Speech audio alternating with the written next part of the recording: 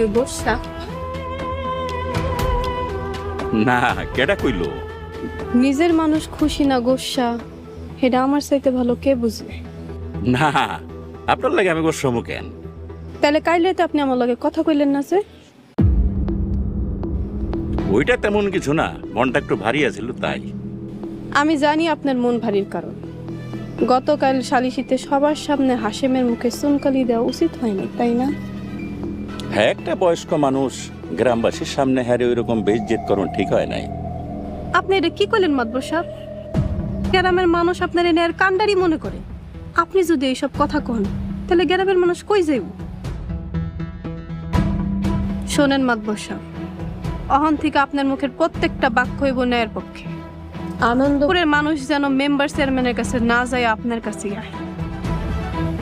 সাহেবা, আপনি আমার চোখ খুলে দিয়েছেন। এখন